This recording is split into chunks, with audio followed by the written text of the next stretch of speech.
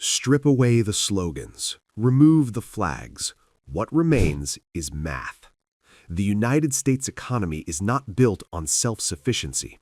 It is built on just-in-time supply chains, razor-thin margins, and cross-border integration so deep that political borders have become accounting abstractions. And nowhere is that dependence clearer than Canada. Start with potash, the invisible backbone of American agriculture. Roughly 95% of the potash used by American farmers originates in Canada. Not can be replaced, not has alternatives, originates. Without it, yields collapse, feed prices spike, and food inflation accelerates faster than any interest rate cut can contain. Then electricity. Entire regions of the northern United States, from New York to New England to the upper Midwest, rely on Canadian hydropower to stabilize grids during peak demand. Remove that flow, and marginal costs explode. Utilities do not absorb that pain. Consumers do. Now, steel. Automotive-grade steel does not arrive as a patriotic miracle forged entirely within American borders. It arrives through vertical integration across Canada, the United States, and Mexico. Slabs cross borders multiple times before becoming a single vehicle. Tariffs do not punish foreigners here. They tax your own production line. This is the reality Washington refuses to admit. You cannot tariff your way out of dependency when your entire industrial model is built on interdependence.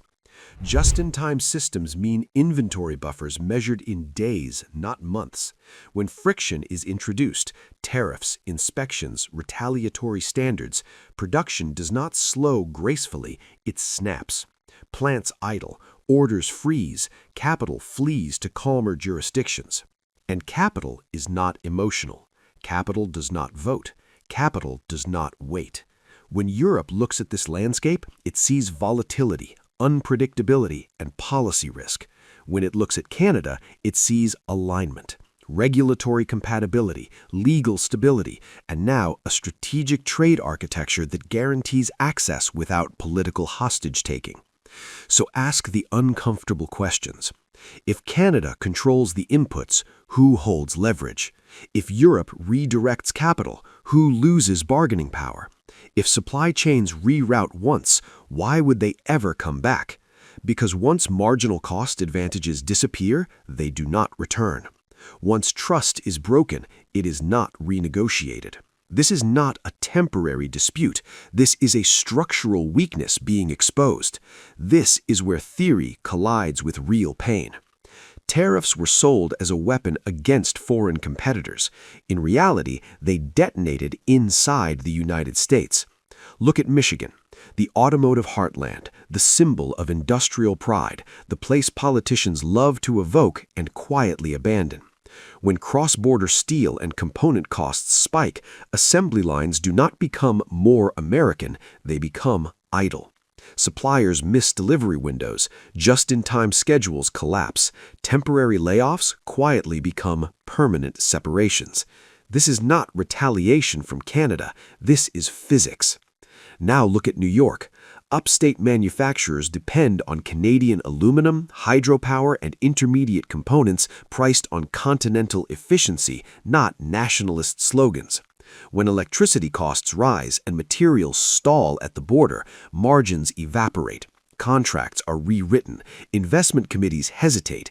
New capacity is shelved, not moved to another American state, but to Ontario or Quebec, where the supply chain still works. And then Florida, often ignored in industrial conversations until logistics fail. Ports, cold storage, and food distribution networks feel the shock first. Canadian fertilizer disruptions ripple into American agriculture, pushing prices upward, not slowly, violently. The pain lands where voters notice fastest: groceries, utilities, housing materials. This is the cruel irony Washington avoids saying out loud. The policy meant to protect the American worker is bleeding the American worker. Small manufacturers absorb cost increases until they cannot.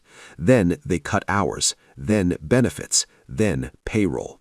Multinationals do not fight, they reroute. They arbitrage stability. They follow incentives written not in speeches, but in spreadsheets. So who becomes the executioner? Not Canada, not Europe, but American policy itself. When Donald Trump frames tariffs as leverage, he assumes allies have nowhere else to go. But Europe has chosen. Germany and France are already redirecting capital, not as protest, but as risk management. New investments flow into Canada to exploit the upgraded comprehensive economic and trade agreement framework, where tariff certainty replaces political roulette. This is not a strategy. This is betrayal. Betrayal of workers promised security, betrayal of businesses promised predictability, betrayal of states told they were winning. So ask the hard questions. If factories close without retaliation, who pulled the trigger? If capital leaves without warning, who failed to read the signals? And if workers pay the price, who will explain that this was never about them? Because the backfire is complete when pain is real, visible, and irreversible. This is what economic self-harm looks like in real time. While Washington is shouting, Ottawa is moving. Quietly, methodically, relentlessly. There are no press conferences filled with threats, no midnight social media posts, no performative outrage. Instead, Canada is executing what can only be described as a geopolitical rewiring, one that assumes a future where the United States is no longer the default anchor of Western trade. Follow the paper trail. First, Europe. The European Union does not pivot emotionally, it recalibrates structurally. By elevating the comprehensive economic and trade agreement into a comprehensive strategic partnership, Brussels has done something subtle and devastating. It has hard-coded Canada into Europe's energy, critical minerals, and advanced technology supply chains, by design, not by exception. That means shared technical standards, shared financial frameworks, shared long-term planning horizons. Tariffs become irrelevant when systems are incompatible. Next, Mexico. Canada is deepening trilateral production corridors deliberately bypass United States bottlenecks. Rail, manufacturing inputs, and logistics nodes are being aligned southward not as defiance, but as redundancy. In a volatile world, redundancy is survival. Then, Asia. Canadian liquefied natural gas, clean electricity, and critical minerals are being positioned as trusted supply alternatives for East Asian markets increasingly wary of geopolitical volatility. Memorandums of understanding quietly stack up. Long-term offtake agreements get signed without headlines. And underneath all of this lies infrastructure, the part politicians underestimate most. Transcontinental rail expansions, port capacity upgrades, digital trade corridors synced with European compliance regimes. These are not reversible decisions. Concrete does not vote. Steel does not renegotiate. This is the detective moment Washington missed. Canada is not reacting to tariffs. Canada is planning around them. Mark Carney's statement was not rhetorical. The world does not stop to wait for bullies. That sentence was a warning, not a jab. By aligning regulatory standards with Europe, Canada is doing something far more dangerous than retaliation. It is isolating United States policy inside its own tariff logic. American firms now face a choice: comply with unpredictable domestic trade shocks or relocate operations into a jurisdiction wired directly into Europe and global markets. And many are choosing quietly, quickly, permanently. So ask the questions that matter. What happens when allies stop arguing and start building elsewhere? What happens when standards diverge faster than diplomats can respond? And what happens when the silent strategy outpaces the loud one? Because history shows this pattern clearly. Empires fall not when enemies attack, but when partners leave. This is not a counterattack. This is an exit ramp being paved in real time. This is where the damage becomes permanent. Trade disputes can be negotiated. Tariffs can be repealed, but trust, once broken, does not reset on command. What the United States is facing now is not a cyclical downturn or a temporary diplomatic rift. It is a structural reordering of the Western economic system. one that quietly removes Washington from the center of gravity it spent nearly a century constructing. History offers a brutal lesson. Hegemony is not enforced by force alone, it is sustained by predictability. After the Second World War, Allies aligned with the United States not because they were coerced, but because the system was stable. Rules were boring, institutions were slow, and that was the point. Capital, supply chains, and long-term planning flourished precisely because they did not fear sudden policy whiplash. That era is ending. Europe's decision to elevate Canada is not about affection, it is about risk elimination.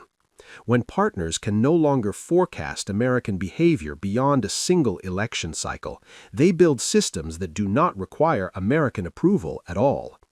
This is how influence erodes. As Canada becomes the preferred Atlantic bridge linking Europe, North America, and Asia, the United States risks being recast not as a leader, but as a volatile market. Large, wealthy, but strategically inconvenient. A place to sell into, not a place to anchor around. And into that vacuum step others. Russia does not need to replace American trade, it only needs to weaken American coordination. China does not need to dominate Western alliances, it only needs to wait while they fragment. When standards diverge, when allies stop synchronizing policy, when infrastructure routes around Washington instead of through it, the geopolitical cost compounds silently. Influence decays not with explosions, but with absence. Ask the long horizon questions. What happens when future supply chains are designed without American input? What happens when rules are written in Brussels and Ottawa, not Washington? And what happens when the next crisis arrives and allies no longer instinctively look to the United States for leadership? Because once an empire loses its role as the default coordinator, it does not get it back through rhetoric. This is how a stable order ends, not with defeat, but with displacement. Power is not the ability to threaten, power is the ability to be needed. And that is the line the United States is now crossing, quietly, dangerously, and perhaps irreversibly.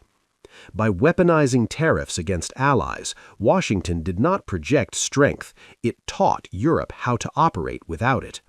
By gambling on intimidation, it accelerated the very outcome it feared, a Western economic architecture where Canada becomes the stable bridge and the United States becomes the volatile variable.